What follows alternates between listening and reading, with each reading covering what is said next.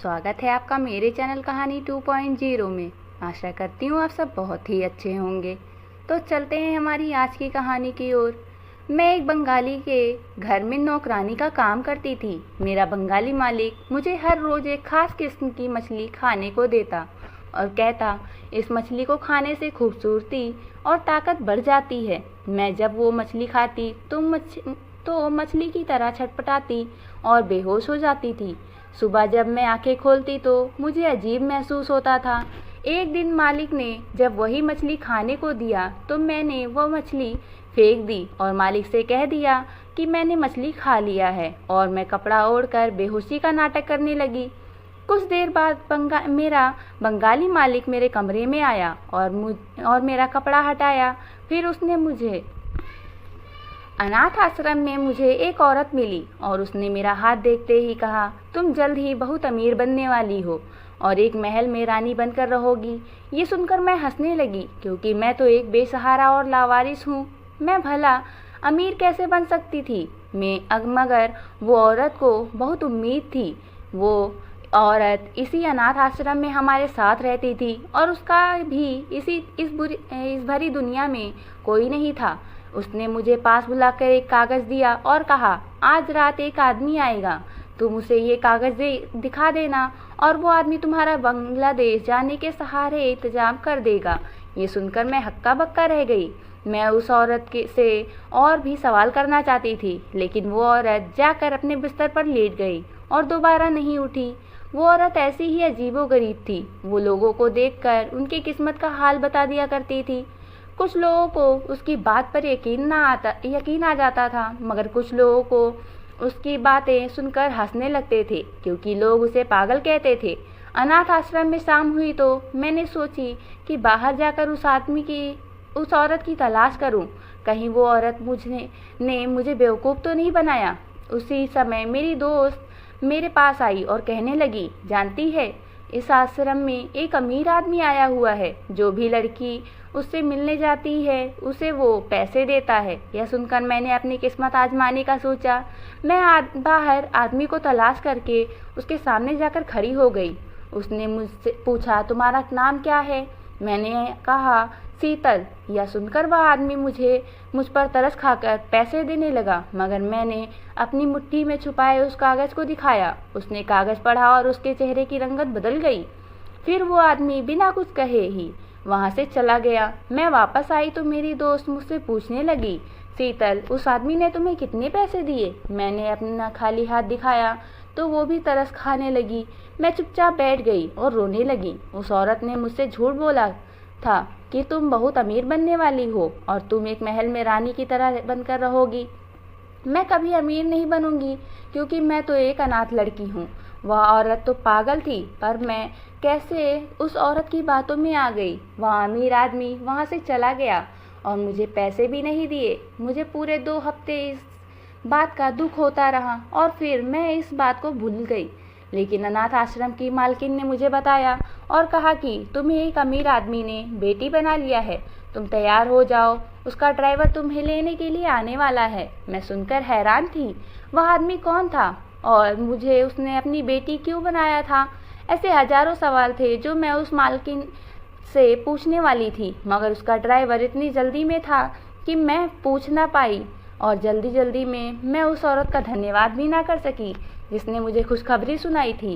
उस ड्राइवर ने एक आलीशान बंगले के सामने गाड़ी रोक दी थी और कहने लगा, इसके अंदर चली जाओ, मुझे जाने की इजाज़त नहीं है।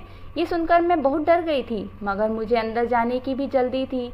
मैं देखना चाहती थी कि वह कौन है जिसने मुझे अपनी बेटी बना लिया है, मगर मैं अंदर आई तो उसे देखकर चौंक गई। ये वही आदमी था जो अनाथ आश्रम में आया था, जिसके हाथ में मैंने वो कागज़ दिया था। उस आदमी ने मुझे देखकर कहा, मैंने वह अनाथ आश्रम वाले से झूठ बोला था। मैं तुम्हें यहाँ अपनी बेटी बनाने के लिए नहीं लाया था। उस आदमी की बातें सुनकर मुझे डर लगने लगा। ऐसा लगता था जैसे इस घर में इस आदमी के सिवा कोई और नहीं रहता था। मेरा दिल किया कि मैं यहाँ से भाग जाऊँ, मगर उस आदमी ने मेरा हाथ पकड़ा और कहा, तुम अब यहाँ से नहीं जा सकती, तुम्हें बांग्लादेश जाना होगा। मैंने तुम्हारे बांग्लादेश जाने के सारे इंतजाम कर दिया है। यह सुनकर मैं कहने लगी, मैं बांग्लादेश क्यों जाऊं? वहाँ मेरा कौन है? ये सुनकर वो आदमी कहने लगा, बांग्लादेश जाकर तुम्हें मेहनत मजदूरी करनी होगी। मैंने वहाँ तुम्हारे लिए एक जगह तलाश कर दी है।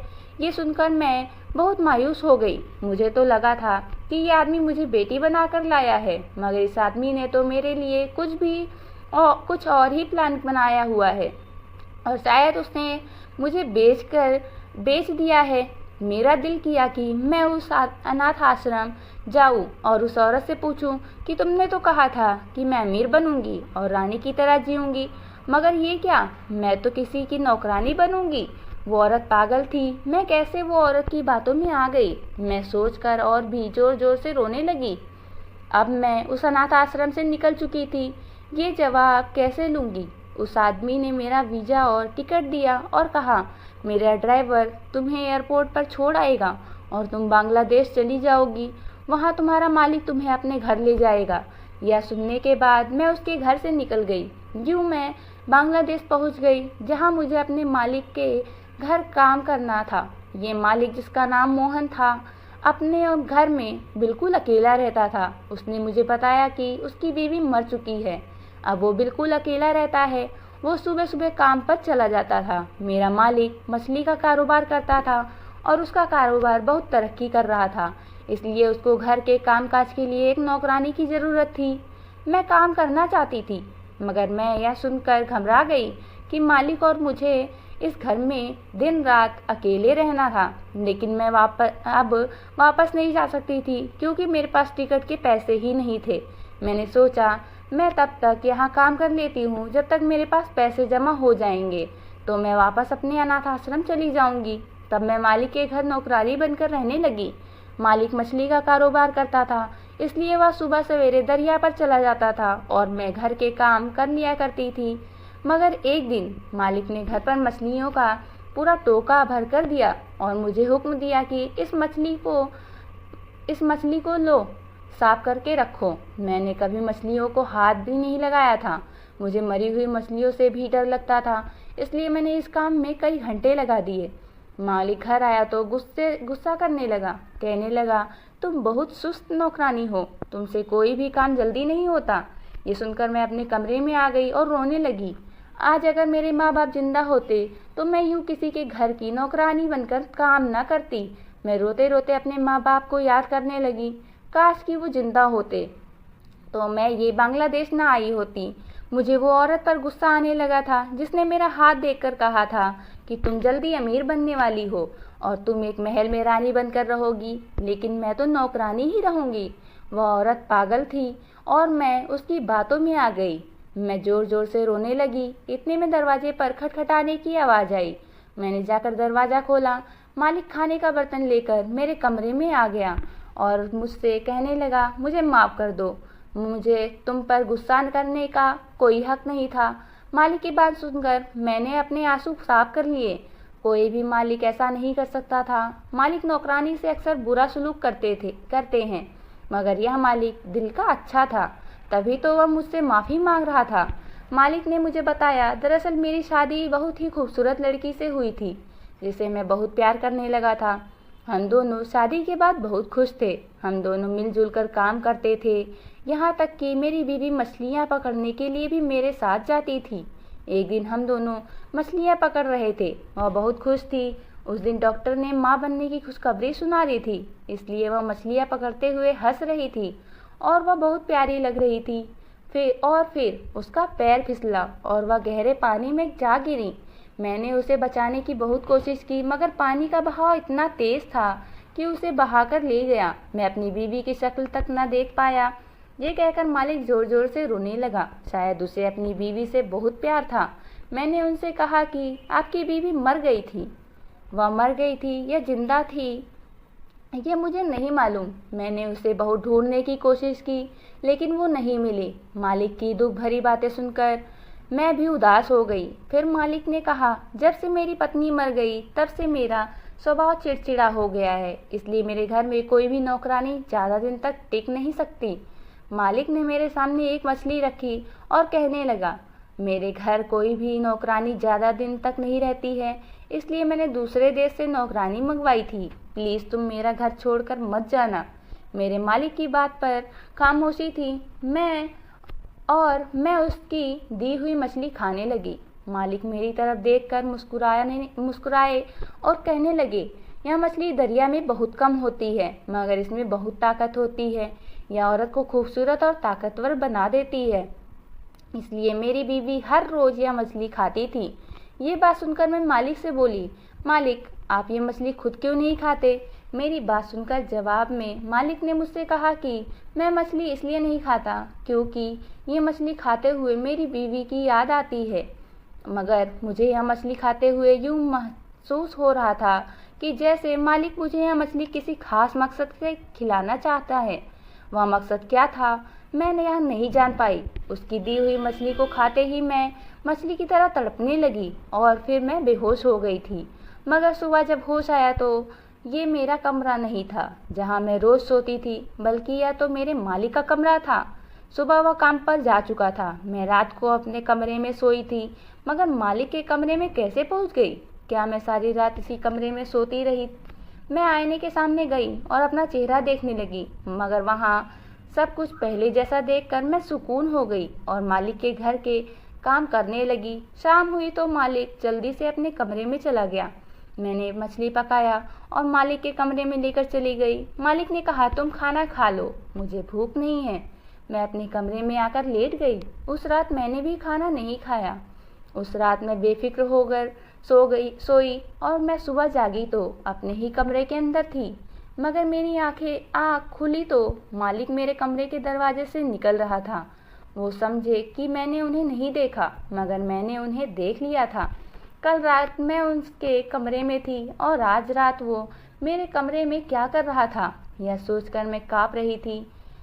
मालिक अमीर था, उसकी बीवी मर चुकी थी। वह गरीब नौकरानी के कमरे में किस लिए आएगा? मैं तेजी से बाहर निकली और मालिक को घर के दरवाजे के पास रोक लिया। मालिक आप मेरे कमरे में क्यों आए थे? मेरे सवाल पर मालिक घबरा गया और कहने लगा, मेरे सर में दर्द था। मैं तुम्हारे कमरे में सर दर्द की गोली लेने आया था, मगर तुम सो रही थी, इसलिए मैं वापस चला गया। यह कहकर मालिक घर से बाहर चला गया और मैं अपने दिल में सोचने लगी, मालिक मुझसे झूठ बोल रहा था। मेरे पास तो सर दर्द की गोली नहीं थी। इस बात ने मुझे शक में डाल दिया था। ज़रूर मालिक किसी और मकसद के लिए आया होगा। मुझे शक हो चुका था, इसलिए मैं मालिक से दूर होने लगी। मालिक बाहर चले गए थे। मेरे पास तो सर दर्द की गोली नहीं थी। इस बात ने मुझे शक में डाल दिया था। ज़रूर मालिक किसी और मकसद के लिए आया होगा। मुझे शक पड़ चुका था, इसलिए मैंने मालिक से दूर होने लगी, मगर वो मेरे और करीब आता जा रहा था। एक दिन वह बाहर से आया। मैं गंदी मछलियाँ साफ कर रही थी। तभी मालिक आया और बोला, तुम क्या कर रही हो? हर वक्त गंदी मछलियाँ साफ करती रहती हो, हर वक्त मैली हुई रहती हो। ये कहकर मालिक मेरा हाथ पकड़कर अपने कमरे में ले गया और एक अलमारी खोलकर कहने लगा, यह कपड़े मेरी बीवी के हैं। उसे खूबसूरत कपड़े पहनने का बहुत शौक था। मैं जब भी बाहर जाता था वह मुझसे कपड़ों की फरमाइश करती थी, इसलिए मैं उसके लिए बहुत सारे कपड़े लाया था, मगर उसे यह सब पहनना नसीब ना हुआ। यह कहकर मालिक रोने लगा। उसने मुझसे कहा कि आज से सारे कपड़े तुम्हारे हैं, तुम रोज़ नया सूट पहनना और सर धरकर तैयार रहना। मालिक की बात सुनकर मैं खुश हो गई, क्योंकि मेरे पास ज़्यादा कपड़े नहीं थे। मैं उनकी बीवी के सारे कपड़े ले आई और रोज़ नया सूट पहनने लगी। यह सूट बहुत प्यारे थे। मुझे पहनकर यूँ लगता था जैसे मैं सचमुच की रानी हूँ। मैं खुद को आईने में देखकर बहुत खुश होती थी। इस मौके पर मुझे वो औरत याद आती थी जिसने मेरा हाथ देखकर कहा था कि तुम जल्द ही अमीर बनने वाली हो और तुम एक महल में रानी बनकर रहोगी। उस औरत ने झूठ नहीं बोला था। उन कपड़ों में मैं सचमुच की रानी लग रही थी। वो पागल नहीं थी। लोग उन्हें पागल समझते थे। वह लोगों का हाथ देखकर सच ही कहती थी। शाम को मालिक घर आए तो मुझे नए सूट में देखकर चौंक गए। मुझे देखकर वह कुछ उदास हो गए, मगर मुंह से कुछ नहीं कहा। उसने मुझसे कहा कि तुम आज आराम करो, मैं खाना बनाऊंगा। ये कहकर किचन में चले गए और खाना बनाकर मेरे कमरे में ले आया। मेरे सामने एक मछली रखी और कहने लगा, मैंने आज भी तुम्हारे लिए वही मछली बनाई है। यह मछली दरिया में बहुत कम होती हैं, मगर इसमें बहुत ताकत होती है। यह औरत को खूबसूरत और ताकतवर बना देती है, इसलिए मेरी बीवी हर रोज़ यह मछली खाती थी। मैं बोली, मालिक आप ये बात पहले भी बता चुके हैं। यह सुनकर मालिक हंसने लगा। शायद मैं अब बूढ़ा हो रहा हूँ, इसलिए बातें भूलने लगा हूँ, मगर आज भी मैं अपनी बीवी को नहीं भूल पाया। यह कहकर वह रोने लगा और खाना खाए बिना अपने कमरे में चला गया। वही मैं मालिक की चाल समझ चुकी थी। उसने आज भी वही मछली बनाई थी, इसलिए मालिक का राज जानने के लिए मैंने वो मछली फेंक दी और मालिक से कहा कि मैंने वह मछली खा ली है। मालिक ने मेरी बात मान ली थी और अपने कमरे में सोने के लिए चला गया। मैं भी अपने कमरे में सोने के लिए आई। मैंने अपनी आंखें बंद कर ली, मगर मैं जाग रही थी। थोड़ी देर गुजरी थी कि मालिक मेरे कमरे का दरवाज़ा खोलकर अंदर दाखिल हुआ। उसे लगा कि मैं बेहोश हो गई हूँ, मगर मैं बेहोश होने का नाटक कर रही थी। वो मेरे बिस्तर तक आ गया। उसने आते ही जैसे मेरे मुंह पर दुपट्टा हटाया, वैसे ही मैंने आंखें खोल दी और कहा, आप इस वक्त मेरे कमरे में क्या कर रहे हैं? यह सुनकर मालिक ने कहा, मैं तुम्हारा चेहरा देखना चाहता था। आप मेरा चेहरा क्यों देखना चाहते थे? यह सुनकर मालिक ने मुझे हाथ में पड़ी तस्वीर दिखाई और कहा, दरअसल मुझे तुम्हारी शक्ल अपनी बीवी जैसी लगती है, इसलिए मैं तुम्हारा चेहरा देखना चाहता था। वो तस्वीर देखकर मैं चौंक गई, क्योंकि वो तस्वीर हमारे अनाथ आश्रम की वही पागल औरत की थी, जिसने मेरा हाथ देखकर कहा था कि तुम जल्द अमीर बनने वाली हो। ये बात मैंने मालिक को बताई तो वह खुशी से पागल होने लगे और मुझसे कहा कि मुझे जल्दी से वो अनाथ आश्रम ले चलो। मैंने मालिक को कहा कि वो अनाथ आश्रम दूसरे देश में है। मालिक ने कहा, मुझे पैसे की कमी नहीं है, मैं आज ही वीज़ा टिकट बनवा लेता हूँ। 2 हफ्ते बाद मालिक ने मुझे भी चलने को कहा। मैं वहाँ आ चुकी थी जहाँ मैंने जन्म लिया था, मगर मैं नहीं जानती थी कि मेरी माँ बाप कौन थे। हम यहाँ उस औरत को तलाश करने आए थे। मालिक ने उस औरत को देखते ही पहचान लिया। कहने लगा, हाँ हाँ, यह मेरी बीवी ही है। मालिक की खुशी से चिल्लाने लगा, मगर वो औरत मालिक को नहीं पहचान पाई। मगर वह मालिक के साथ घुल मिल गई, क्योंकि उसको अभी भी बंगाली भाषा आती थी। मालिक ने उस औरत से पूछा, जब तुम यहाँ आई थी तब तुम पेट से थी, तुम्हारा बच्चा कहाँ है?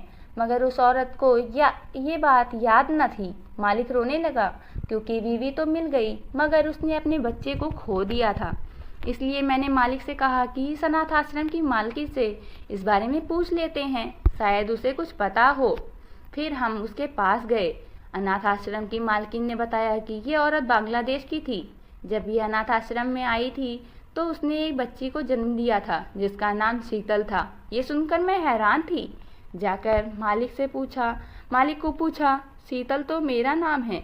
तो कहने लगी, हाँ हाँ, तुम ही हो उस औरत की बेटी। वो दरिया में बहते बहते इधर आ गई थी, मगर उसकी याददाश्त जा चुकी थी। उसके पास रहने का कोई ठिकाना नहीं था, इसलिए वो अनाथ आश्रम आ गई थी। उसने अपनी बेटी को पहचानने से इनकार कर दिया।